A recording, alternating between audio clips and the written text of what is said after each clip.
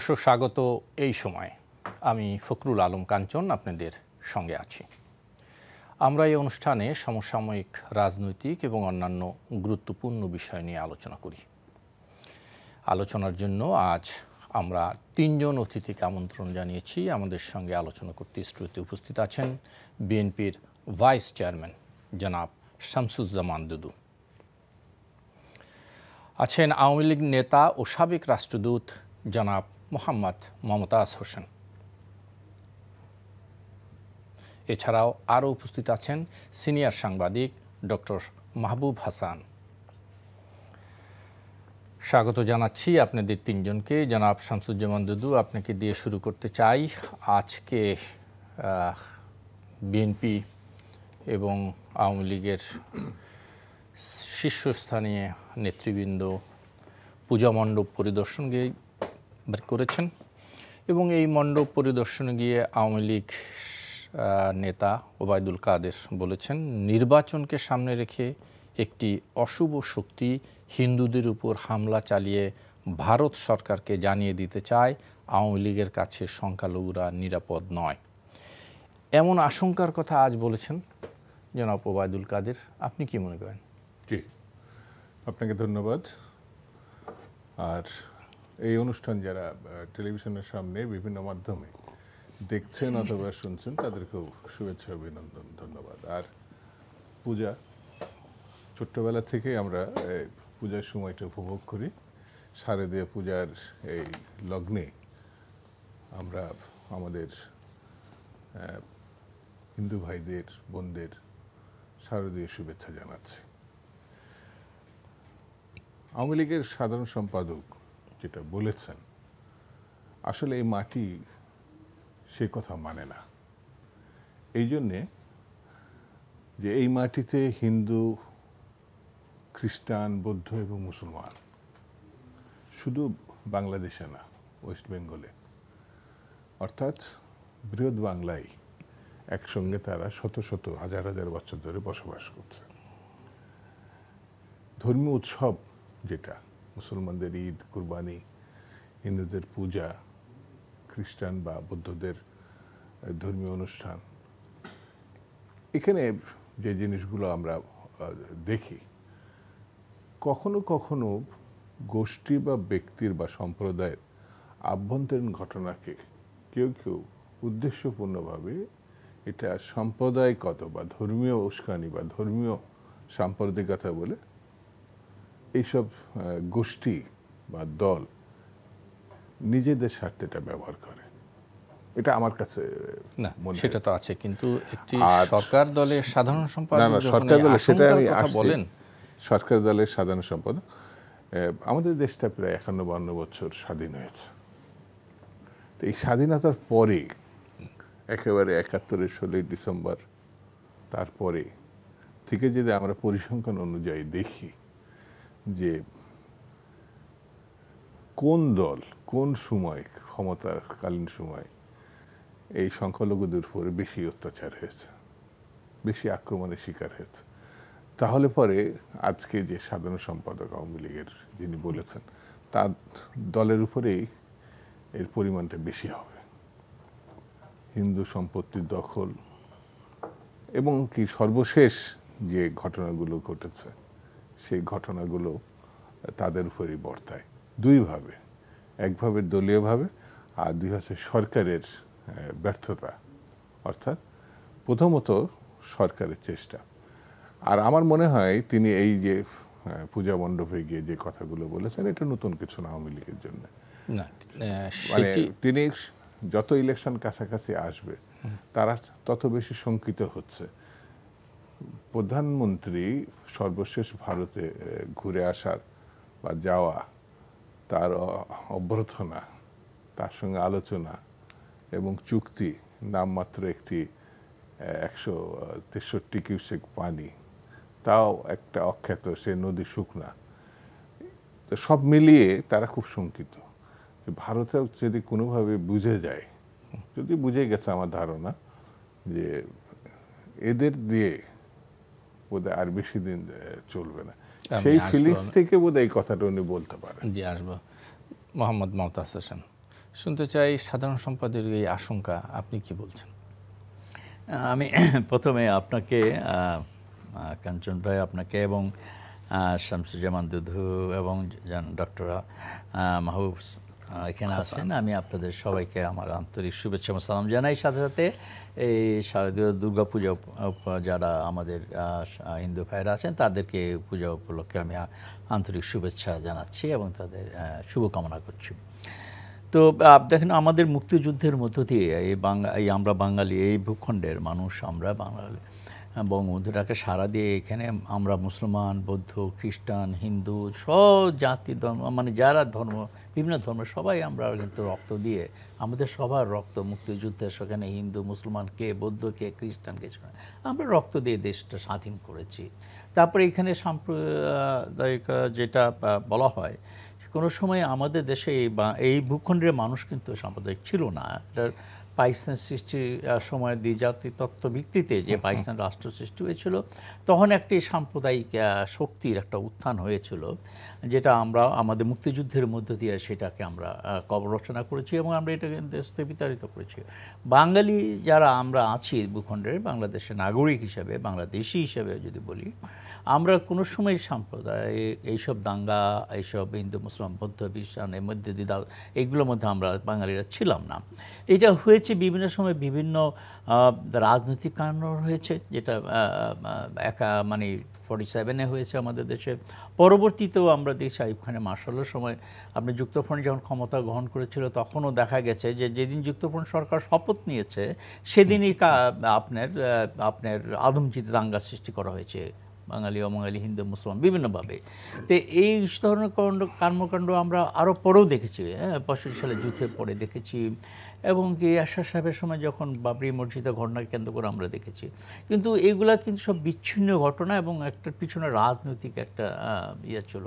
আপনি বলেন তাদের স্বার্থ চরিতার্থ করার জন্য তারা এই ধরনের কার্যকলাপে লিপ্ত ছিল। কিন্তু বাঙালি সাধারণত আমি মনে করি তারা এই ধরনের কর্মকাণ্ডের মানে অর্গানাইজ হিসাবে একটা যে দাঙ্গা সৃষ্টি করা সেইটা কিন্তু ছিল না। কিন্তু এখন যে জিনিসটা হয়েছে কি আমাদের দেশে, এটা বললে হয়তো মানে যে আমাদের দেশে যে মুক্তিযুদ্ধের যে চেতনা, যে আমরা অসাম্প্রদায়িক রাজনীতি একটি সেই অসাম্প্রদায়িক রাজনীতি একটি ধর্ম নিরপেক্ষ রাষ্ট্র যে মূল নীতি, যেটা আমরা 72 সালের সংবিধান এবং বঙ্গবন্ধু রচনা, সেখান থেকে কিন্তু আমরা সরে এসে এখন রাষ্ট্রধর্ম ইসলাম সহ অন্যান্য যারা তৎকালীন পাকিস্তান আমলে মুসলিম লীগ এবং যারা ধর্মভিত্তিক রাজনীতি করত তাদেরকে নিষিদ্ধ ঘোষণা করা হয়েছিল। কিন্তু সেটা পরবর্তী এখন সংবিধানে সেটা নেই।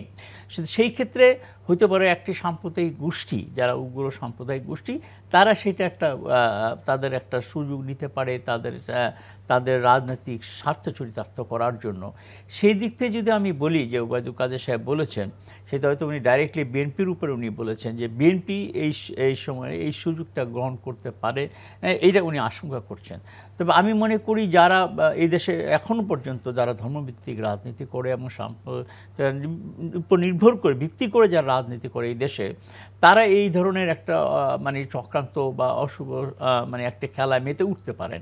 সেটা একটা বিচ্ছিন্ন ঘটনা হতে পারে, কিন্তু আমার মনে হয় না সারা বাংলাদেশের মানুষ সেটা এইভাবে মানে এই দুর্গাপুজো উপলক্ষে একটা অশান্তি সৃষ্টি করবে। তাদের পূজা, তাদের হিন্দু সম্প্রদায় স্বাভাবিক ধর্ম পালন করা ব্যাঘাত মনে হয় না। তো ওবায়দুল কাদের সেটা বলেছেন, সেটা হয়তো বিএনপির কেউ লক্ষ্য করে বলেছেন, যেহেতু বিএনপির সময় আপনার ধর্মনিরপেক্ষ উঠে দেওয়া হয়েছে, আপনার আমাদের জাতীয়তাবাদ যেটা ছিল সেটা পরিবর্তন করা হয়েছে, এইসব দৃষ্টিকোণ থেকে বলেছেন সামনে রাজনৈতিক নির্বাচন এবং নির্বাচনকে সামনে রেখে নানা ধরনের ষড়যন্ত্র উস্কানি এটা সেটা হতে পারে।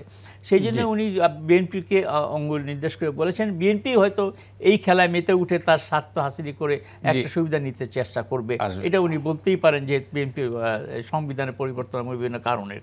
জি, ডক্টর মাহবুব হাসান, শুনতে চাই আপনার কাছে, অশুভ শক্তির কথা আশঙ্কা করছেন, আপনি কি বলেন? নির্বাচনকে সামনে রেখে বলা হচ্ছে। হ্যাঁ, ধন্যবাদ কাঞ্চন। আসলে এটা কিন্তু এখনো প্রবলেম হিসেবে আমাদের রাজনৈতিক সমাজে নেই, রাজনৈতিক সমাজে এটা নেই, কিন্তু আমাদের যে সমাজের যে বহুস্তর বিশিষ্ট যে সাংস্কৃতিক যে স্রোত বা ভিন্নতা, এর ভিতরে কিছুটা আছে, কিন্তু গণমানুষ কখনোই আপনার সাম্প্রদায়িক সম্প্রীতিকে নষ্ট করতে দিতে রাজি না, কখনোই না। যা কিছু হয় পলিটিক্যাল পার্টিগুলোর তত্ত্বাবধান না হোক, পেছনে তাদের ছায়া থাকে, এবং সেই কারণে কিছু দুষ্ট প্রকৃতির লোক যারা এই সাম্প্রদায়িক সম্প্রীতিকে ধ্বংস করতে চায় বা নষ্ট করতে চায়, বা তাদের এই সংখ্যালঘু সম্প্রদায় যারা আছে তাদের সম্পত্তি গ্রাস করতে চায়। এটা একটি সামাজিক রোগও আমাদের, এটা একটি সাংস্কৃতিক রোগ বলতে পারেন আমাদের। আর ওবায়দুল কাদের সাহেব বলেছেন বিএনপিকে উদ্দেশ্য করে সেটা রাজনৈতিক মানে বিষয়কে উস্কে দেওয়ার জন্যে, আমার ধারণা। তে আমরা তো দেখছি আজকে সপ্তমী গেল, আমাদের সংখ্যালঘু সম্প্রদায়ের যে বড় একটি ইভেন্ট, বড় একটি পূজার সপ্তমী আজকে গেল, কোনো রকম অকারেন্স, কোনো রকম দুর্ঘটনা ঘটেনি। আর দুর্ঘটনা ঘটেনি মানে সেগুলো কিন্তু জনগণ কখনোই এটার সঙ্গে সম্পৃক্ত থাকে না, থাকে খুবই ছোট্ট কিন্তু কোনো বিষয়ে তারা দৃষ্টি আকর্ষণ করতে চায়, এরকম অকারেন্স ঘটিয়ে, হ্যাঁ, ধ্বংসাত্মক কিছু ঘটিয়ে মানবিকতাকে ধ্বংস করার জন্যে এটা করা হয়। হিন্দু মুসলমানের মধ্যে যে সাংস্কৃতিক ঐক্য, সেটা যুগ যুগ ধরে আপনারা বললেন, আমাদের দুই নেতাই বললেন যে বহমান আছে, ছিল, আছে, এবং আমি ধারণা করি ভবিষ্যতে থাকবে।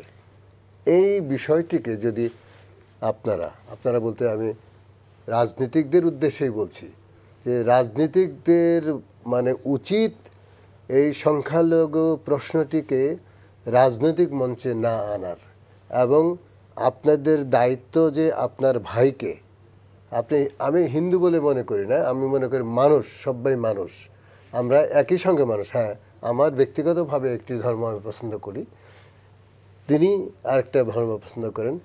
এই মানুষদের যদি মানে বসবাসের জায়গা, সহায় সম্পত্তি, তাদের অধিকার, তাদের কথা বলার অধিকার, তাদের সমস্ত কিছু যদি আমরা রক্ষা করতে না পারি, মানে রাজনীতিকরা যদি রক্ষা না করতে পারেন বা তাদের যদি অভয় না দিতে পারেন, তাহলে সেই ব্যর্থতা আপনাদের। আজকে শুধু এটা বাহবা নিবেন আপনার, কে বলে ওবায়দুল কাদের, এটা ঠিক না, বাহবা নিতে পারবেন না তিনি। আমি শেষ করি যে একদম 10 সেকেন্ডে, হ্যাঁ 10 সেকেন্ডে, মানে এই যে ধরেন এটা অন্যভাবে নেবেন না, কিন্তু আমরা তো দেখছি যে সরকার ক্ষমতায়, কিন্তু তারপরেও এই যে নারায়ণগঞ্জে অকারেন্স ঘটলো, একজন শিক্ষককে যেভাবে অপমানিত করা হলো, এবং তার পেছনে তো ক্ষমতাসীন রাজনৈতিক দলের নেতারাই ছিলেন।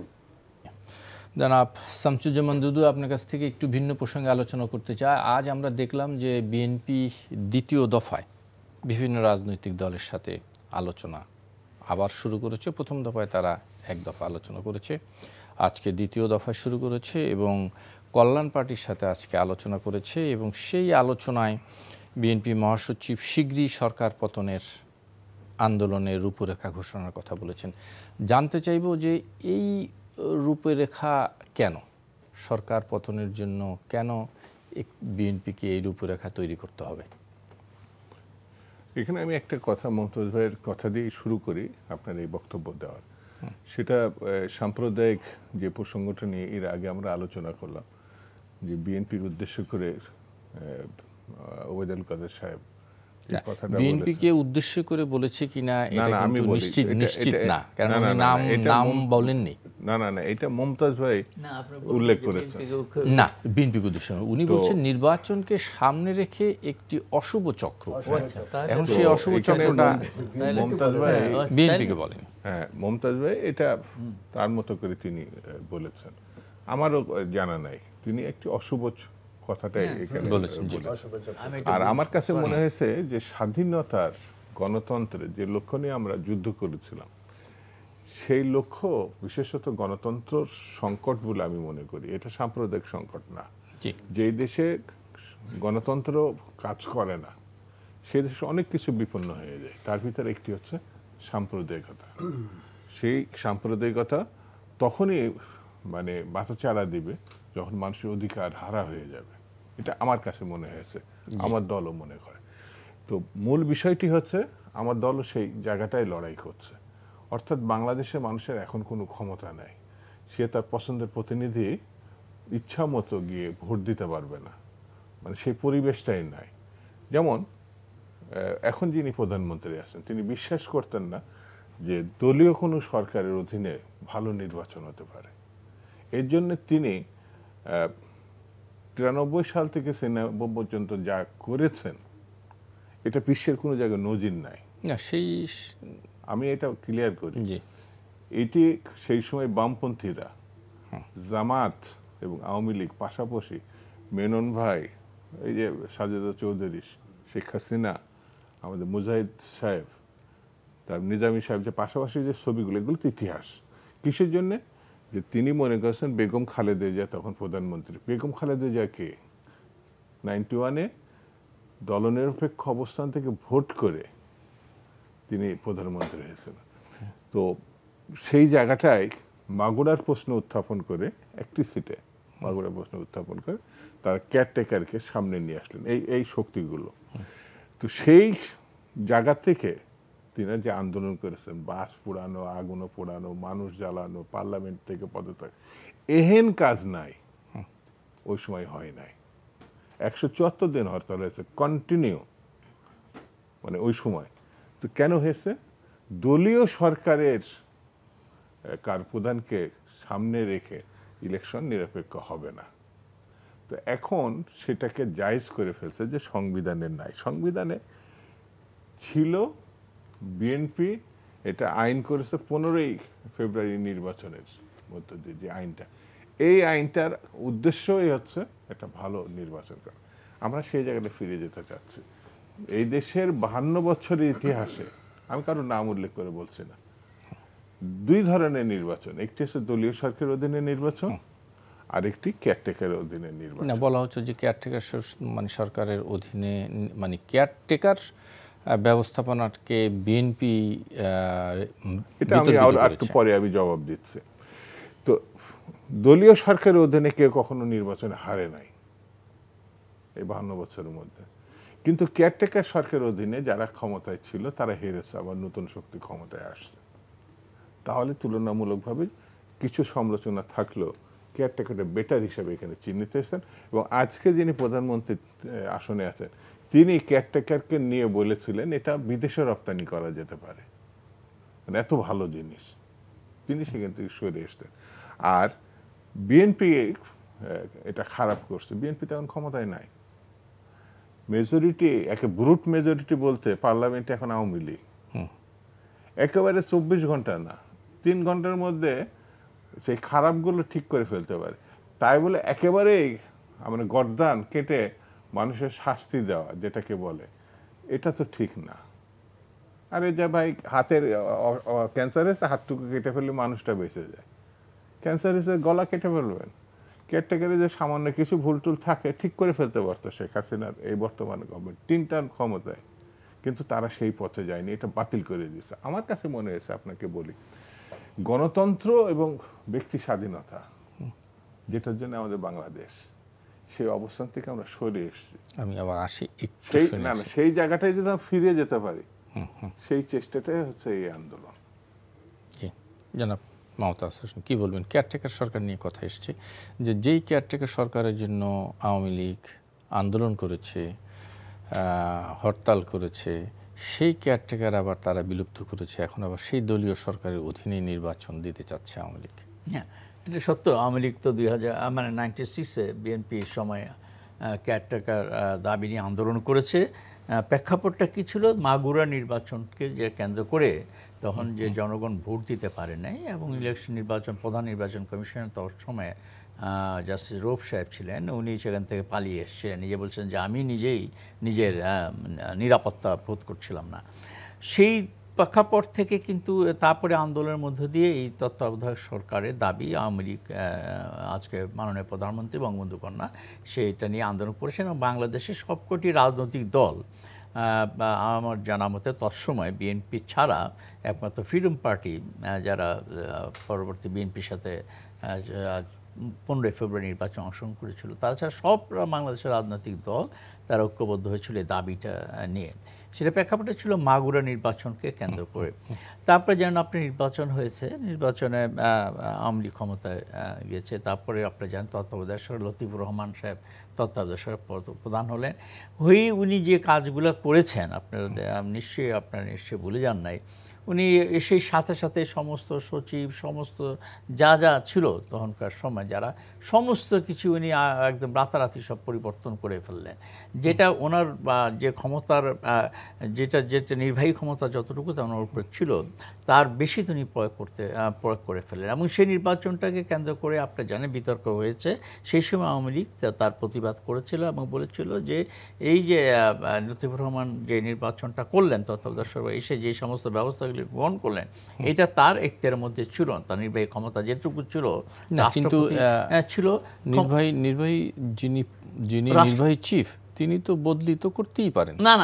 উনি যে সাথে সাথেই যে সব কিছুই যে ওনার কতগুলো কেয়ারটেকার গভর্নমেন্টে কতগুলো ফ্রেমওয়ার্ক আছে, কেয়ারটেকার গভর্নমেন্ট কী করতে পারেন কতদিনে, এবং কি এটা একটাও জিনিস আরেকটা জিনিস আমরা ভুলে যাই যে কেয়ারটেকার গভর্নমেন্ট কতদিনের মধ্যে থাকবে তা সে বলে হয়েছে নির্বাচন করতে হবে 3 বছর পরে, না যদি 3 মাস না করে তারপরে কি, ওইটা কিন্তু কোনো লেখা নেই সংবিধানে, সেটা লেখা ছিল তারপরে কী হবে। যেই কারণে 111 সরকার 2 বছর রাষ্ট্রীয় ক্ষমতায় ছিল।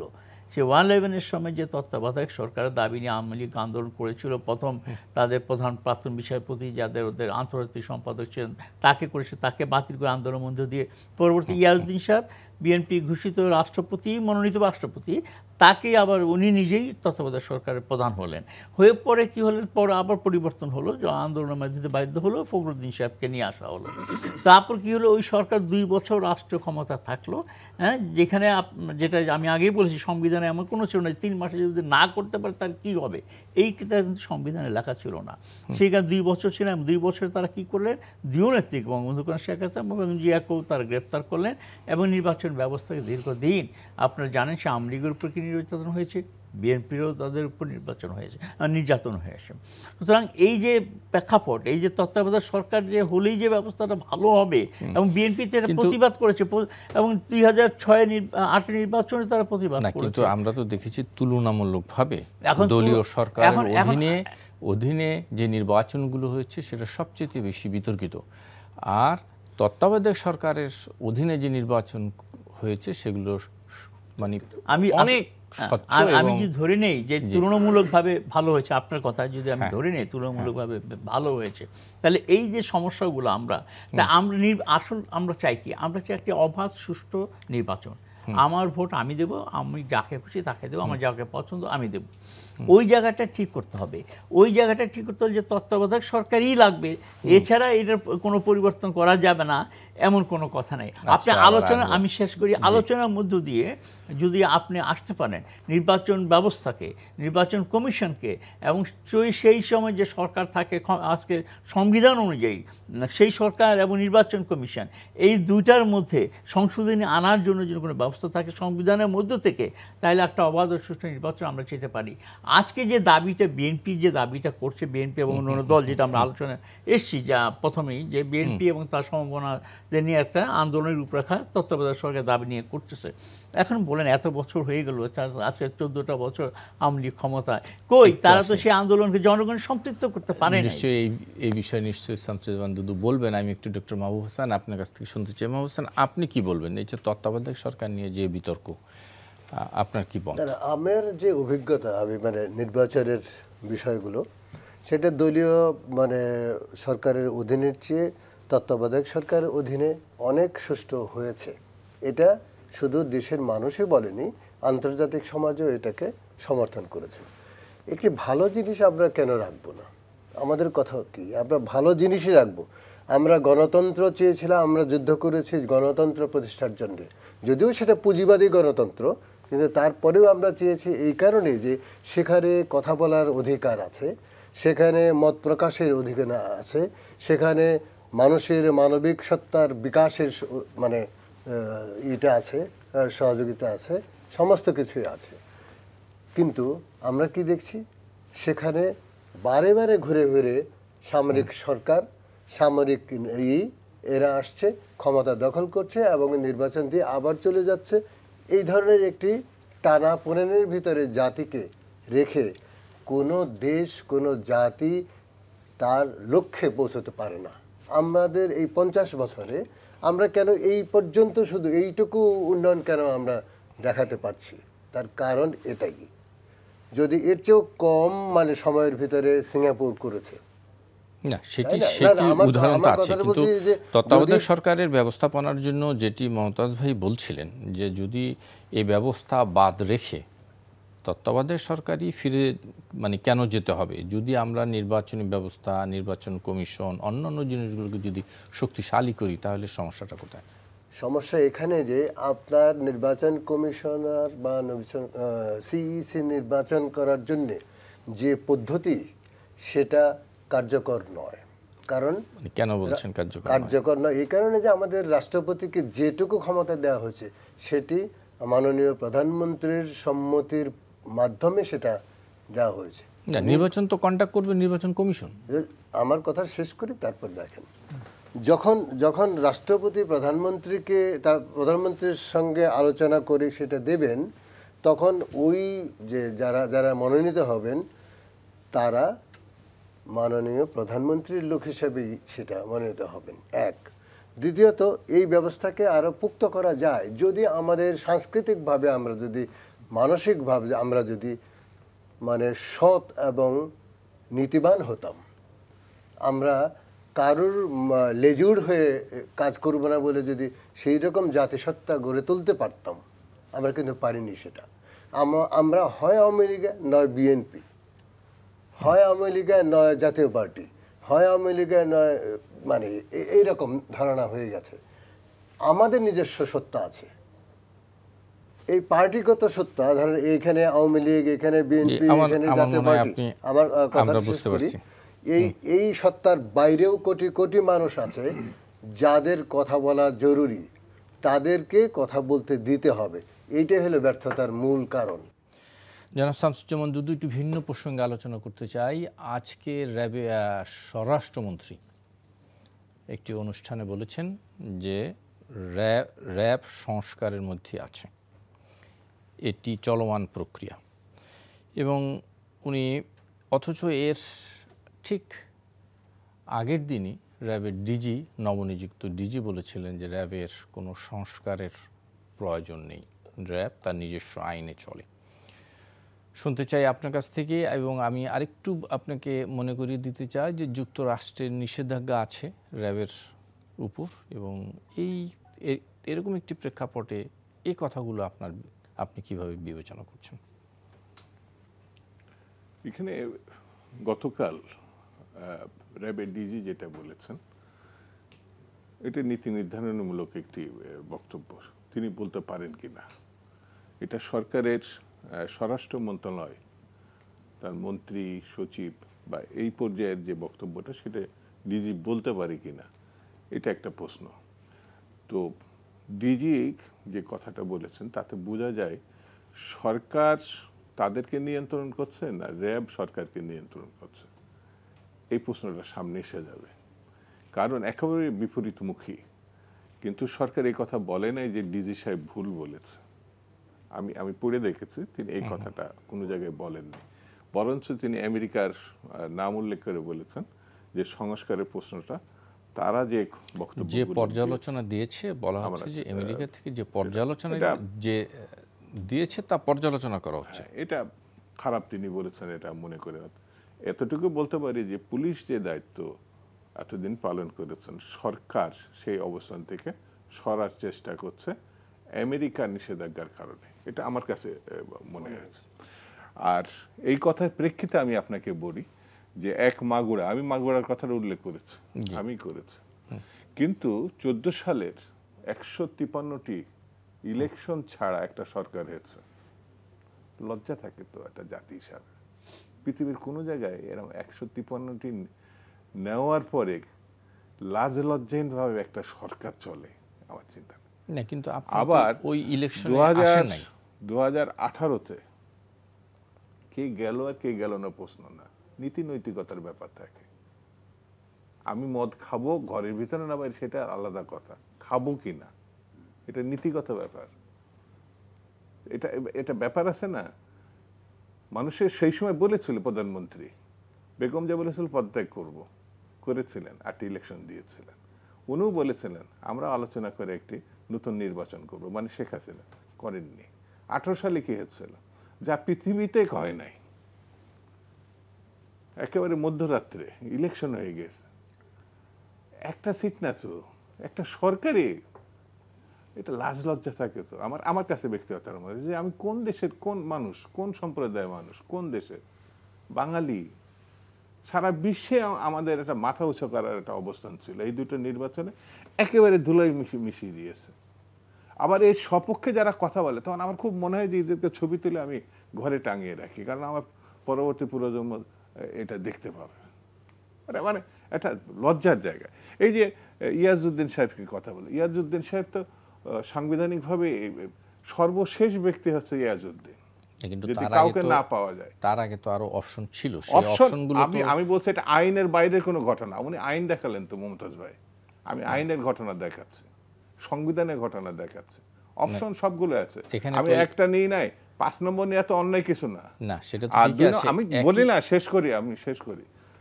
তারপর আপনি আবার বলেন লতিফুর রহমান সাহেব 2001, এটা আওয়ামী লীগ সরকার না তো, কেয়ারটেকার সরকার। কেয়ারটেকার ভালো ইলেকশনের জন্য যা যা মনে করবে এটাকে আওয়ামী লীগের সঙ্গে আলাপ করে করতে হবে নাকি? সংবিধানে নেই মানে? সেই তো সরকার প্রধান, সরকার তাকে ক্ষমতা দিয়েছে ভালো ইলেকশন করার জন্য। পুলিশকে সরিয়ে করবে না মুখ্য সচিবকে সরিয়ে করবে, সব তো সেট আপ তো করেছিল আওয়ামী লীগ 2001-এর আগে, সব সেট আপ। এটা শিশু সুলভ একটা বক্তব্য, সব সরিয়ে দিল। আরে সব সরিয়ে গেল, প্রয়োজনে জাতিসংঘ থেকে লোক এনে এখানে ইলেকশন করা, যদি তিনি মনে করেন যেটা ভালো নির্বাচনের জন্য এই পদক্ষেপগুলো নেওয়ার দরকার। তা আমি কেন এই কথাটা বলছি, যে দেশে 2014 এবং 2018 সালের নির্বাচন যারা এর সঙ্গে সম্পৃক্ত, তারা অপরাধের সঙ্গে সম্পৃক্ত, তারা মর্যাদাহানিকর একটি পরিস্থিতি করেছে, তারা গণতন্ত্রের বিপক্ষে অবস্থান নিয়েছে শুধুমাত্র ক্ষমতাকে লালন করার জন্য, ধরে রাখার জন্য। এবং সেই ক্ষমতা ধরে রাখতে গিয়ে যে অপকর্মগুলো, আপনি অর্থনৈতিক দিক থেকে, শিক্ষা ব্যবস্থার দিক থেকে, আইন শৃঙ্খলার দিক থেকে বাংলাদেশ এমন একটা জায়গায় নিয়ে এসে দাঁড় করিয়ে ফেলা হয়েছে। অর্থাৎ আপনি একের খুব পরিষ্কারভাবে করেন, ইলেকশন করে আপনি সরকার সরাবেন, ইলেকশন করে সেই পরিস্থিতিটা বাংলাদেশে আদৌ আছে কিনা। সেই জন্য আমি মনে করি যে, আমি ব্যক্তিগতভাবে মনে করি যে বাংলাদেশে অনেক রক্ত দেওয়া হয়েছে, 1 সাগর রক্তের বিনিময়ে বাংলাদেশ অনেক রক্ত ঝরেছে। এখন একটি বোধোদয় ঘটা উচিত। আমি শুধু আওয়ামী লীগের বলছি না, সবার বোধোদয় ঘটা উচিত যে বাংলাদেশে শান্তিপূর্ণভাবে আমরা উত্তরণ করতে পারি কিনা। যদি না পারি, স্বাভাবিক কারণেই মানুষ একটু বিপদাপন্ন হয়ে যাবে। জি জনাব মমতাজ হোসেন, অনেক কথা এসছে, শুনতে চাই। অনেকগুলো প্রশ্ন এসছে। আমি প্রথমত যেটা 2014 নির্বাচনের কথা বলা হয়েছে, 2014 নির্বাচনে আওয়ামী লীগের 153 জন বিনা প্রতিদ্বন্দ্বিতা নির্বাচিত হয়েছে। এখন যদি নির্বাচনে কেউ না আসে, অংশগ্রহণ না করে, সেই প্রার্থী যদি সেখানে না থাকে, আমি কি সেই নির্বাচন কি সংবিধান অনুযায়ী আমি সেই নির্বাচন বন্ধ করে দেবো, যে না সেই ইলেকশন ওরা আসতেছে না আমি করবো না? সেটা তো হয় না, সেটা কোনো দেশে হয় নাই। আপনি প্রার্থী থাকবেন না, সেটা আনকন্টেস্টেড হবেই। এখন প্রশ্নটা হলো সেই 14 নির্বাচনকে যারা নির্বাচনে অংশগ্রহণ করেননি প্রতিহত করার চেষ্টা করেছেন, এমন কোনো কাজ বাংলাদেশে তখন সময় না হয় নাই। আজ মানে জ্বালা পোড়া, রেল বলেন, গাছ কাটা বলেন, বাছা গুন্দা বলেন, এমন কোনো মানে যেটা আগুন সন্ত্রাস অনেকে বলে করা হয় না, কিন্তু সেটা জনগণ সেটা গ্রহণ করে নেই, সেটা অ্যাকসেপ্ট করে নেই বলেই তারা প্রতিহত করতে পারে নাই। এবং সেই সময় সংবিধান রক্ষা করার জন্য তো কেউ নির্বাচন না আসলে তো বিনা প্রতিদ্বন্দ্বিতা হবেই, এটা একটা। 2018 সালে যে নির্বাচনের কথা বলা হয়, এখানে সবাই নির্বাচনে অংশগ্রহণ করেছে, বলা হয়েছে যে কারচুপি করা হয়েছে। এই কারচুপির বিরুদ্ধেই তো আওয়ামী লীগ আন্দোলন করে যে মাগুরা নির্বাচনে বাধ্য করেছিল বিএনপি সরকারকে তত্ত্বাবধায়ক সরকারের দাবি মেনে নিতে এবং সেই নির্বাচন বাতিল করতে, মাত্র 1 মাসের মধ্যে। একটি আসনে কারচুপি হওয়ার কারণে আমি বলতেছি, আর এখন 300 আসনে যদি আপনারা অভিযোগ করেন, একটি আসনে অভিযোগ করেই আমরা যখন বিএনপি সরকারকে তত্ত্বাবধায়ক সরকার করতে বাধ্য করেছি, কারণটা কি? কারণ জনগণ সেটা অ্যাকসেপ্ট করেছে, গ্রহণ করে নিয়েছে। হ্যাঁ সত্যি আওয়ামী লীগ যা বলছে তা ঘটনা সত্যি, সুতরাং এই বিএনপির সময়ে আর নির্বাচন অবাধ সুষ্ঠু হতে পারে না। কিন্তু 2018 এবং 14 সালে সেটা জনগণ গ্রহণ করে। 300 আসনে আপনার কথা বা ওনাদের কথার মধ্যে যদি আমি ধরে নেই যে আমি সব আসনে আমি কারচুপি করেছি, তাহলে জনগণ কেন সদিচ্ছা বেরিয়ে আসুন ওনাদের দাবির পক্ষে, আমি যদি তাদের সেই সমর্থন থাকে।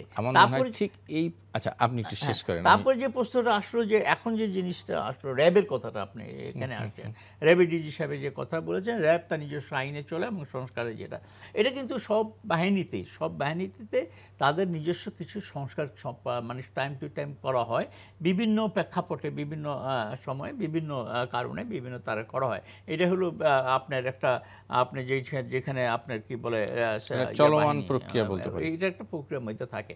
এখন র্যাবের এটা সত্য, র্যাবের এগেইনস্টে মার্কিন যুক্তরাষ্ট্র থেকে কিছু নিষেধাজ্ঞা দিয়েছে কিছু ব্যক্তির উপরে যারা র্যাবের কর্মকর্তা, প্লাস কিছু অবজারভেশন তারা দিয়েছে এবং তারা বলেছে এই জিনিসগুলো সংস্কার। এবং আমরা জানেন না মার্কিন যুক্তরাষ্ট্র সহ অন্যান্য ইউরোপিয়ান ইউনিয়নও আমাদের দেশে বিভিন্ন সময় বিভিন্ন ব্যাপারে তারা কিন্তু তাদের অবজারভেশন দেয় এবং তাদের মতামত দেয়, সেগুলো আপনি গ্রহণ করতে পারেন এবং কিছু গ্রহণ করেন, কিছু গ্রহণ করেন না, এবং সেটা যে প্রয়োজন মনে করেন রাষ্ট্রের স্বার্থে আপনি গ্রহণ করতে পারেন, নাও করতে পারেন, সেটা এটা প্রক্রিয়ার মধ্যে আছে। এবং যেটা ষষ্ঠ বলেছেন, আমার মনে হয় যে এটা একটা প্রক্রিয়ার মধ্যে আছে এবং সেটা যে প্রয়োজন মনে করে সরকার রাষ্ট্রের স্বার্থে অবশ্যই করবেন। ডক্টর মাহবুব হোসেন, চমৎকার আলোচনা আমি শুনতে পাচ্ছিলাম, মানে ভালোই লাগলো, অনেক কিছু জানলাম।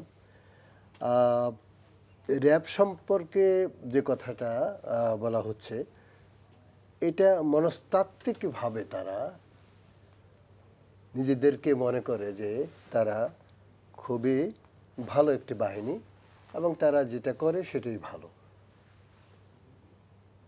এটা ঠিক না, কারণ ভালো এবং মন্দ তাদের কাজকে বিচার করবে জনগণ। জনগণ যদি তাদের সেবা পায়, ঠিক মতো সেবা পায়, তাহলেই তারা মনে করবে হ্যাঁ র্যাব একটি খুবই ভালো একটি সংগঠন। কিন্তু জনগণ যদি দেখা যায় যে র্যাব কর্তৃক কোনো মানে হ্যাসেলের সম্মুখীন, র্যাবের বিরুদ্ধে তো কিছু অভিযোগও আছে। হ্যাঁ অভিযোগ আছে, সেটা হলো হিউম্যান রাইটসের অভিযোগ।